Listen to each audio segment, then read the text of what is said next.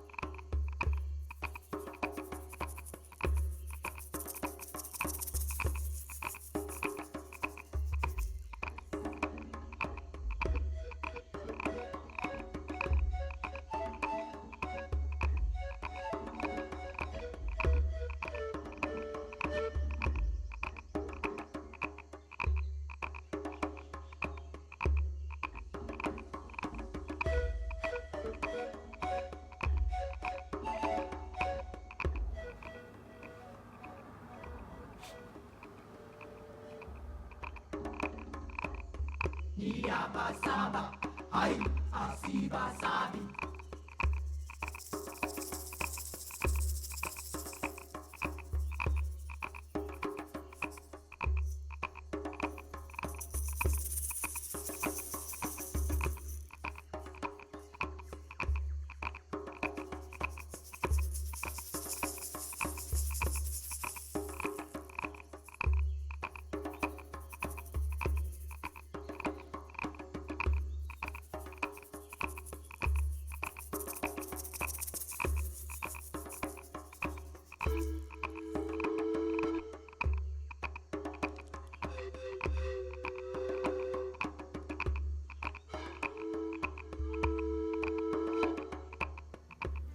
guys, and I am here with Raven, who owns Familiar Spirits. Hi Raven. Hi, how are you? So, when did you first open the store? We opened 6 years ago in Coventry, Rhode Island. So what was that? 18, 19, so 2013? So what made you want to first open up a shop? I get tired of making money for other people. That's a big part of it, was so that I had a platform for reading and doing spiritual work for people where I wasn't, renting space from somebody else. I figured I might as well, if I'm going to pay rent, just pay my own rent and open a place of my own. And that way I didn't have to kind of like conform to what somebody else thought the shop should be. I was able to be more myself. So what spiritual practice do you study? My roots are in Candomble, Santería, New Orleans Voodoo, that area of the world. Now, what is the difference between Santería and Candomble?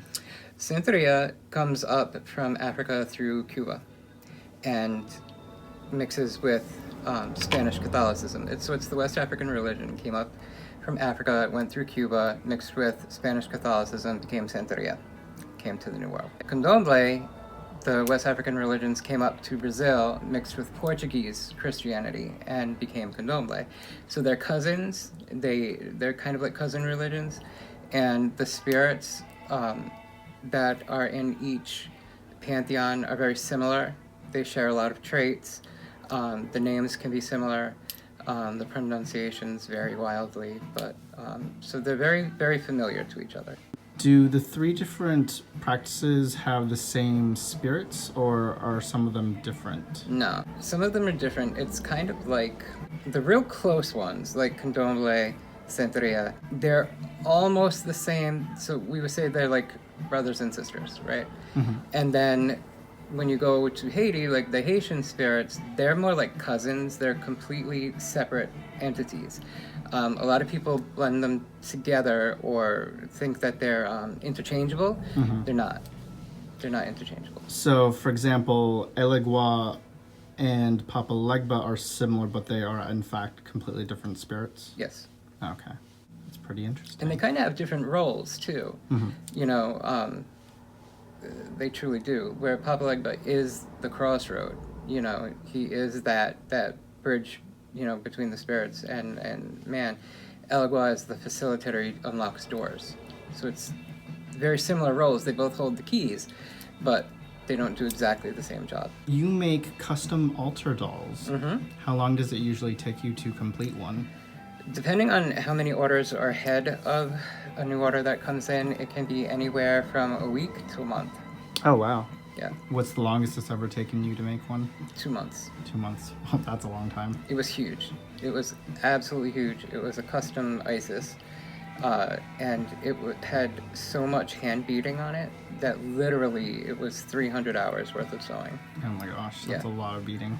You couldn't see fabric anymore. It truly looked like it was made out of gems and metal by the time it was finished. That's beautiful. So what kind of altar dolls do most people request you make? I get a lot of requests for Elegua, Papa Legba, Le Baron, Mama Brigitte is very popular, Oshun, and Yamaya. I can't tell you how many of those I've done. They're like the most popular. Some of the most popular. The very most popular one that I do at all is we have a doll called the Decoy. and it's used to, if there's negative energy or something like that coming towards you, it takes the hit for you so that you don't. That's the most popular doll. I've made over 100 of those. Wow. Yeah. How long does it take you to make the decoy? About a week. Oh, okay. So it's There's more of a quicker one. Yeah, it's not too long. There are, in my dolls, there are 13 ritualized steps that each one has to go through. So it will never take less than a week because, you know, who has the time? You know? But because all the steps have to be done correctly and, you know, in order for it to do what we tell you it's going to do, because they will. Now, it seems most of the orders that you get are orders for spirits of voodoo. Do you ever have any clients that want any altar dolls for witchcraft? Oh, yeah. For example, Hecate? Yep, I've done a lot of Hecate. I've done Diana. I've done Pan. I've done a lot of Pans. Cernunnos. I've done Medusa. I've done Athena. Zeus. Did I say that already? Apollo. Bridget. A lot of the Morrigan, and there's the winter, the Norse winter goddess whose name I cannot remember. I've had a couple of her lately. Isis, we do a lot of Isis.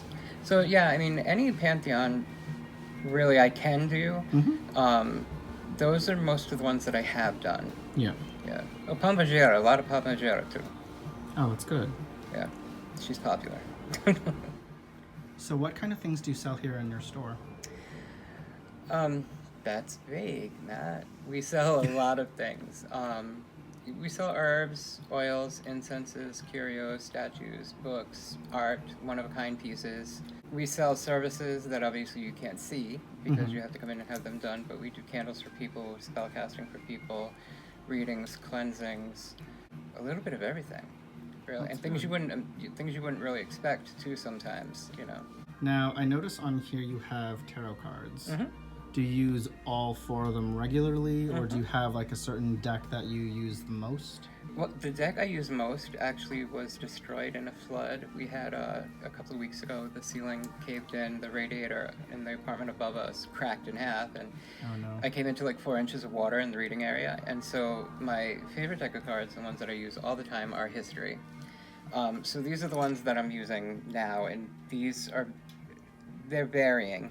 You know, each deck is for a different type of client, which sounds prejudicial, but it's not. It's this deck can be a little scary, so I don't use it with, you know, the older crowd.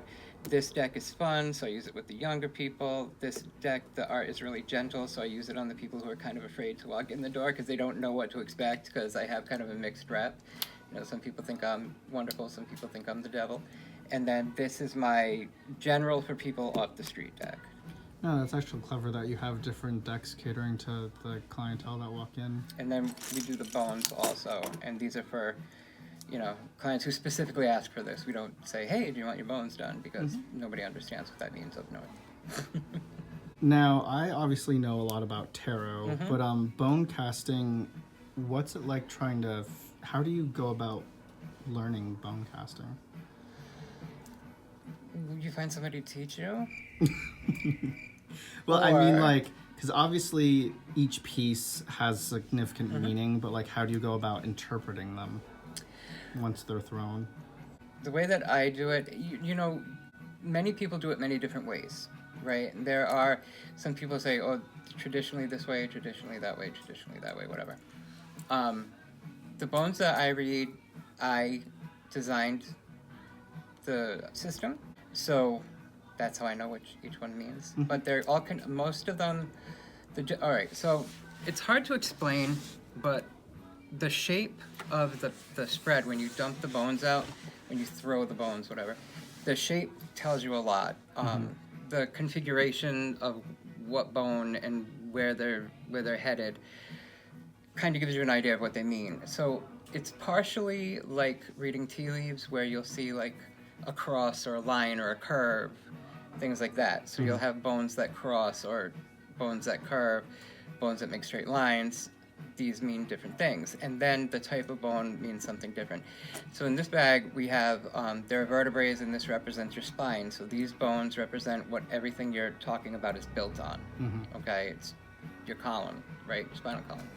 So it talks about what everything is built on. So it's the nature of the situation. There's wishbone. So that talks about your hopes and your dreams, your goals and your wishes. Kind of obvious with that one. Then there are 3 human phalanx bones. One's from a priest, one's from a thief, and one's from a soldier. And yes, they were obtained legally. Nobody dug them up. Well, somebody might have dug them up, but it wasn't me. And they were purchased through medical supplies, so it's okay. Oh, that's good. But it was really hard to track down because you need one from each, because one represents your faith, one represents your untruth, and one represents your truth, right? So they represent different things. And then there are wing bones, which talk about movement. So it's combination. And then there's a couple of stones in there. So there's black tourmaline to tell you whether or not you're looking at the upside or the downside.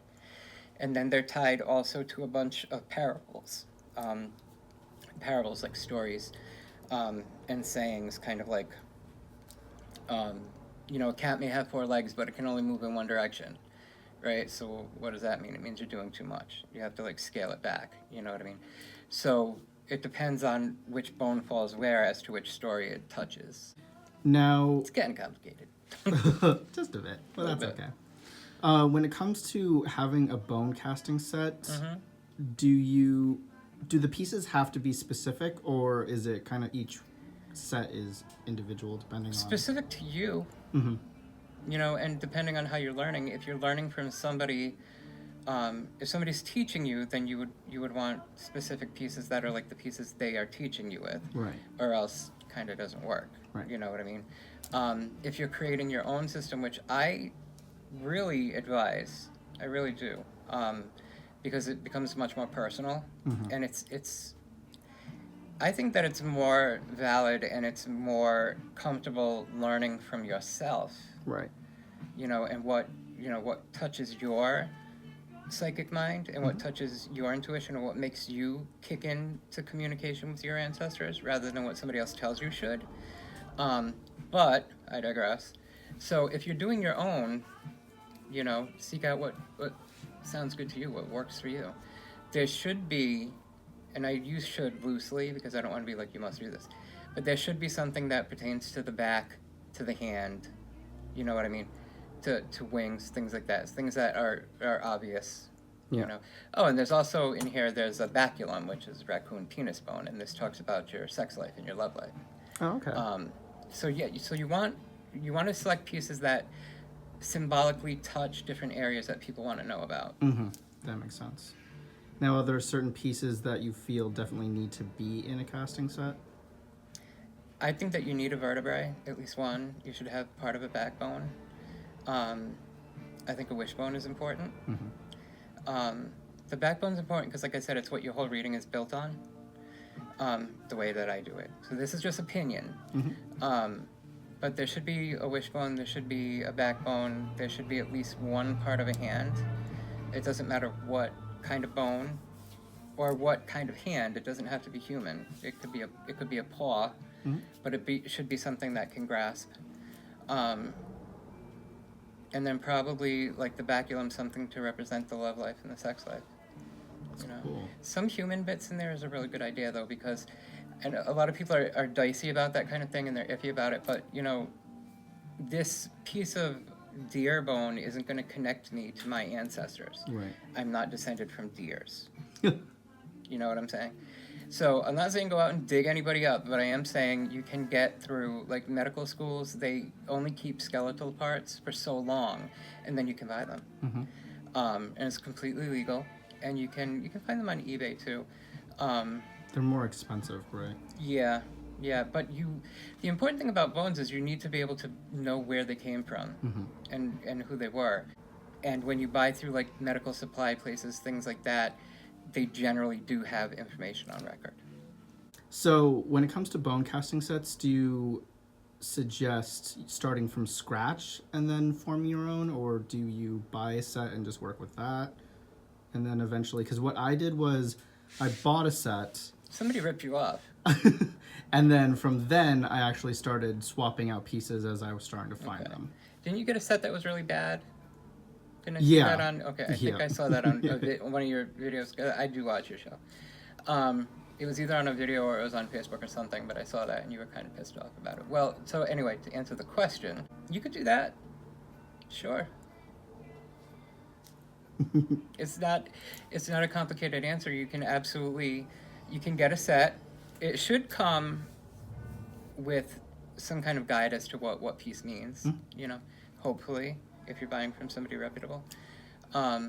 And then you can take that and modify it and swap pieces out and make it your own. You can tailor it, customize it. He's got that look in his eye. So because I know within New Orleans Voodoo and Santería and Candomble, you have to be initiated, No. right? Oh, you don't have to be initiated? No, New Orleans Voodoo is not an initiatory system. Oh, okay. Anybody can practice New Orleans Voodoo. There is no initiation process into that form of voodoo. Although some of the houses in New Orleans are starting to have initiations, but it's a vanity thing because people are very obsessed with this idea of lineage. Like it matters, It doesn't matter. I'm going to throw that out there. It really doesn't matter. Whoever taught you. It doesn't matter. Right.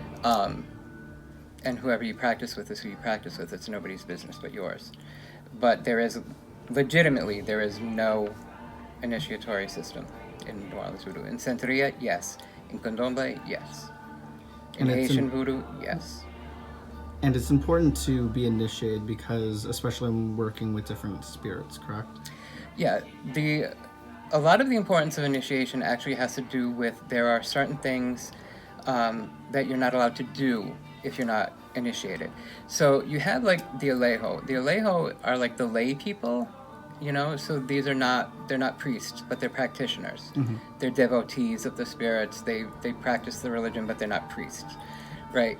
So they can't do or attend all of the things that someone who's been initiated even into the first initiation, because there's more than one, they can't do the same things, so they can't, a lot of the same things they cannot do. So they can do the outer work, but not the inner. Oh, okay. Yeah. And it's important, you don't have to be initiated to work with spirits properly, but you need to be taught. If you're looking at Santería, if you're looking at Voodoo, if you're looking at the Orisha or the Loa, these spirits, they're very old. They predate, everything. They come from the cradle of life. They've existed and have had ways they want things done since the beginning. And these traditions are unbroken lines. We're not reconstructionists. We're not guessing this is what our ancestors did. This is handed down, handed down, handed down, handed down. We're not recreating anything. There's no room, really, for too much interpretation as to what it meant, because what it meant is what it said. It is different in the New World. It is different in the Americas than it is in Africa or Brazil or even Cuba. And it's practiced differently everywhere you go. State to state, you'll find there are variations, but the core principles are the same. And the way that you serve, the core of the way that you serve is the way that we have always served. Oh, so earlier you mentioned about different initiations. How many different initiation levels do you go through before you become a priest or a priestess? Depends on what kind of priest or priestess you're talking about. Are you talking like, you just want to become a Santero, or do you want to become a Babalaoao? There's different. So up to 3, sometimes 4. Okay. So then that makes sense, because I was going to ask then, how do you know when you've become like a priest or a priestess? But I guess after you've finished all of those steps. Not all of them. I mean, like the first one, second one is pretty much where most people stop. Then there's a third that's higher, and then there's the as far as you can go is about that. Okay. Why do most people stop around, you said 3 It's a or lot 2? of work. Oh. It's a lot of work. it's not it's your life, it's your whole life, everything. It takes over every aspect of your life, and it's expensive, you know. It's really expensive. There's a lot involved, and you know, and not everybody wants to be a priest, you know, and not everybody's called to be a priest, and not everybody should be a priest. Not everybody's cut out to be a priest. You know, you can practice and you can have an incredible spiritual relationship with your spiritual core, and you can be, you know, devout, and you can live a beautiful life, and you don't have to be a priest, because with that comes so much responsibility for your community. You know, you really serve, like priests serve, you know, and it's really serious, and it can be really heavy, and there's sometimes you look back and go, maybe I should have stopped. You know, I missed out on life. I missed out on life. You know, what was it like to be 25? I don't remember, because I didn't know. I had a shaved head and wore white every day. Like, I have no idea what anybody else is doing. You know. Well, thank you so much, Raven, for your time and letting me interview you today. Oh, thank you for coming. It was great having you. Yeah, learned so much already. Cool. Now, who is this? This is Eshu. Eshu is a symbiote spirit. In Santería, he's a symbiote spirit with El Agua. He's kind of like the chaotic side of El Agua. And in Candomble, he's his own. He's not a symbiote in Candomble at all. He is a crossroads spirit. He is very much like the Christian devil in that he's the necessary bad things in the world, the things that have to happen, the evil that's necessary. But he also clears it out of your way, which is what the pitchfork is about. Okay. So like he goes down your road, and if you're handling things the right way, he'll clean the crap out of your way for you. If you're not, then he'll add it. But he's a very powerful spirit. A lot of people, he's very misunderstood. A lot of people turn to him for protection, for help, for power, for direction, and he's amazing. I love this guy. How long did it take you to make him? This one took a little bit. This one probably was maybe a week and a half. Because there's a lot of detail. Yeah, like all this is melting. Oh, like wow. I melt all these. Yeah. So, and to distress it, and that takes quite a bit, and because sometimes it melts too far and you have to scrap it and start again. But yeah, about a week and a half. Wow. Yep. Stunning. And then the sculpting of the face, it's done by hand. I don't use molds like a lot of people who do clay faces, which I used to do all the time, and then I went away from them. Now I'm kind of coming back to them again because everybody does everybody does clay faces. But I don't use molds on mine, so this is all by hand, so that takes a hot minute. Now, how did you get the face to stay on though? Did you just super glue or? No. There's one big wish. That's what holds it on. No, I use a bunch of different glues mixed together and some epoxy glue. Oh, okay. Mm-hmm. That's good. Yeah, it's not going anywhere. Like you would have to really put this in front of like a fire, or something like that in order for the face to come off. Okay. Yeah, you'd have to really try to mess it up. Now, who is this one? So this is the spirit of winter, right? So she's like the goddess of winter. And her function, she's not specific. She's not pantheon specific. She's the general season. So she's winter, she's Yule, you know, she's all the winter festivals all together. But she represents the celebration and the warmth and the joy and the comfort that we seek in the wintertime. Her purpose is to make sure that you have enough. There's enough to eat. There's enough, you know, gas in your heater, like whatever. So she's like, you know, the hearth in the home during the winter. So. Does she have a specific name? Or? No. No? I just called her Winter. Oh. So I guess, you know, anybody could name her anything, but I've just referred to her as the Winter Lady, or you know, something like that. And she's kind of derivative of a horned goddess. Mm-hmm. You know, because when I think of winter, I think of the moon, I think of Artemis, I think of, you know, different things like that. And so I kind of wanted to convey that a little bit. So she's a little deer-ish, you know, without being too literal. Now, how long did she take to make? She was a while. She took quite a bit. There's a lot of extra going on here, which That's why I like doing the lady dolls, because you can go super, super extra with the costuming. But she was probably 3 weeks. Oh gosh, I was thinking like a month and a half. Oh, no.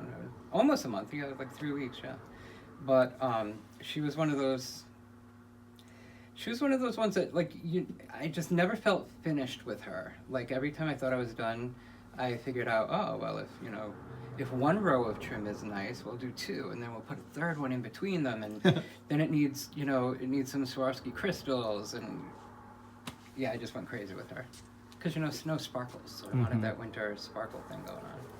What price range does the altar dolls usually range from? They range from $45 to $250. Wow. Mm-hmm. What would her price be? She would be, well, right now, all the dolls in the shop are on sale, so everything here is $45 right now. Right? So normally, she would be about $80. Wow. Yeah, so she's like less than half off.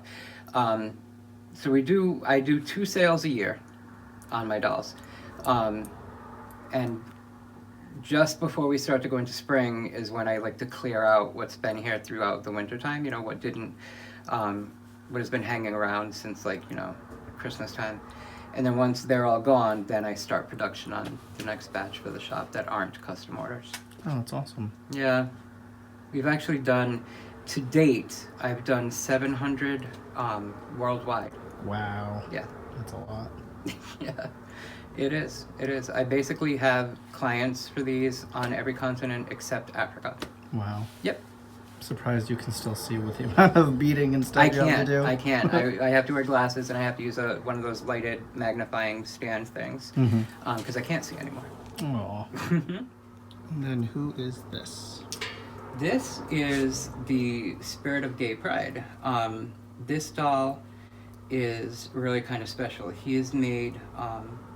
to celebrate the community, but also in all of my dolls in the center, don't rip them open to find it because that'll ruin it, but there's a heart, and in that heart there's a spell, and each doll has a different kind of thing in it. And so the charm that's inside this one protects against hate-based violence and prejudice. So he's literally to protect the LGBTQRSP ECT community. They add too many letters and I can never get it right. But it literally is to protect and also to foster unity and, to celebrate. That's beautiful. Thank you. I do one every year. Every year I say, I'm not going to do it this year.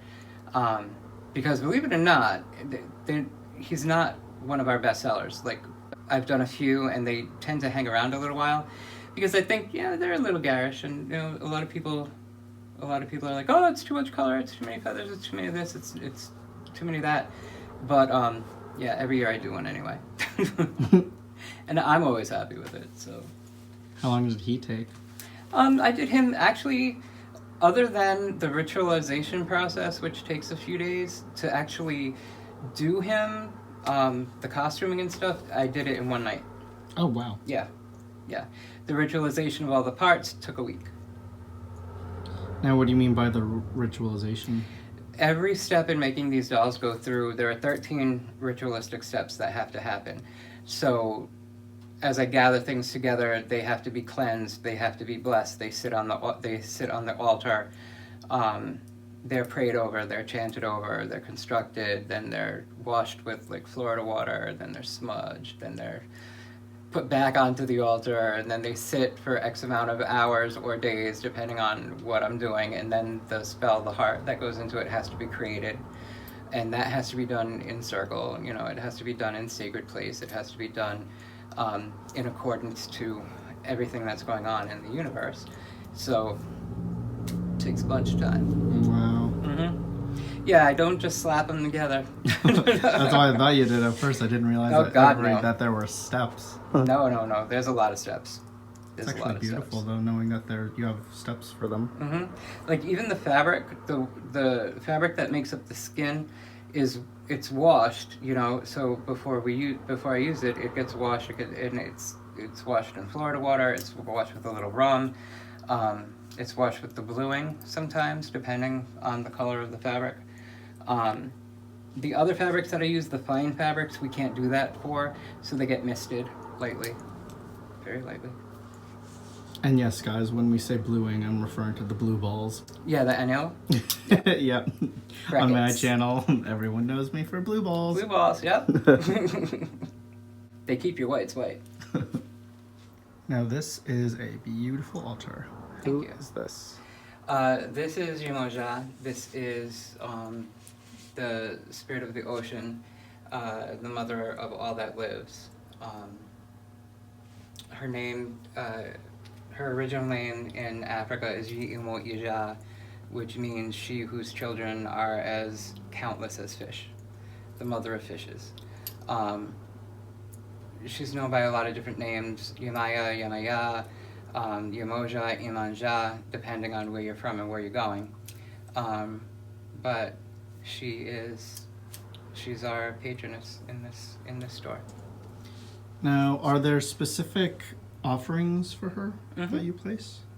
Yep. There are a lot of things that she likes. Salted water, coconuts, white roses, although she'll take any flower, but white is her preferred.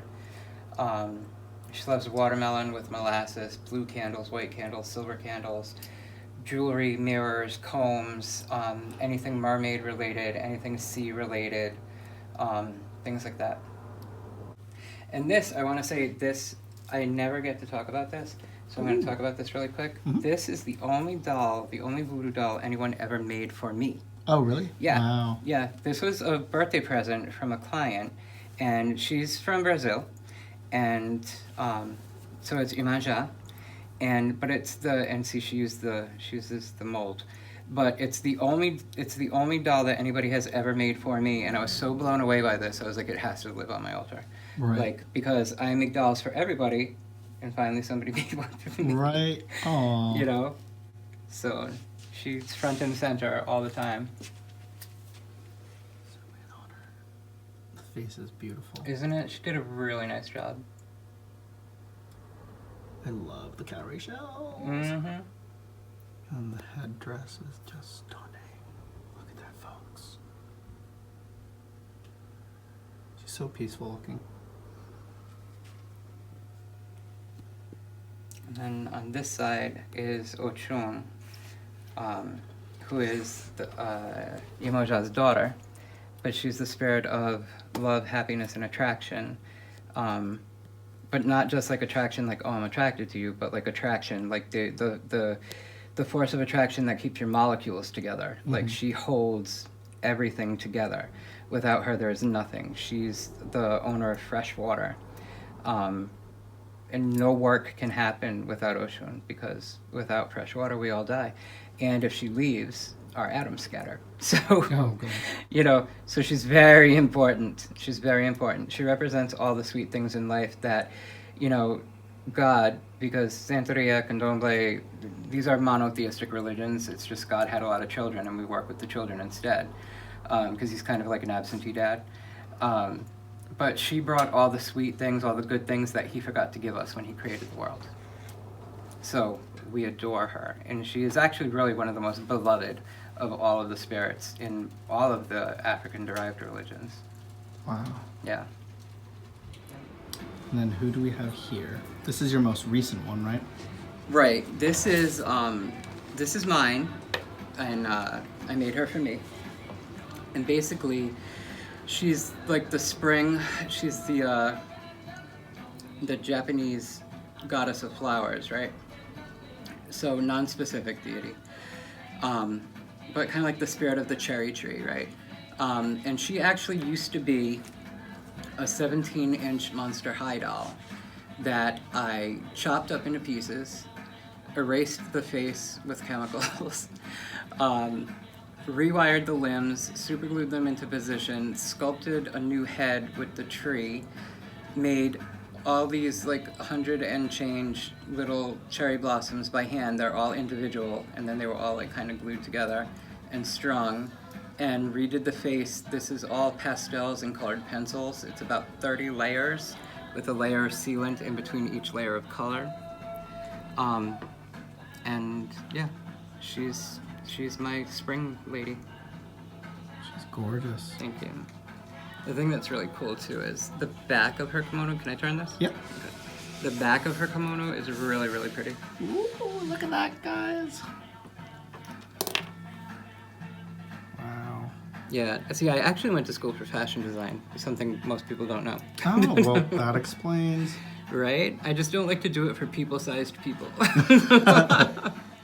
So how long did this take to make? This took like weeks and weeks, because there were steps and you have to be patient. Mm-hmm. Oh, and she's also got like a bunch of crystals down by her feet to represent coming up from the earth. She took weeks and weeks. I think it was like 3 weeks, maybe something like that. It was a really long time. Wow. She took almost as long as the beaded paintings take. It's amazing. Thank you. I was really proud. She was my first one. Well, my first one that's good. Now, are you gonna start probably making some similar to her to sell? Oh, that's good. Yep. Now, Yeah, they take a long time, but depending on how they come out, they'll be available. now, if someone wanted a custom order, would they just have to let you know whether or not they want one similar to her or the other ones we showed? Of these, this kind? Of this kind or the other altar dolls? Oh yeah, the other Alta dolls custom are totally available. These things are not really ready for custom yet.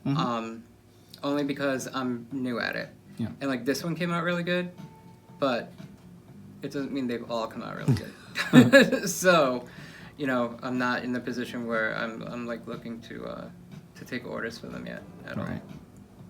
Maybe in about a month. Yeah. That'd be awesome. I'd definitely buy. Well, guys, and there you have it. That was the little tour inside Familiar Spirits here in Coventry, Rhode Island. And I hope you guys enjoyed, and I will see you later. Make sure to like and subscribe. Bye, guys.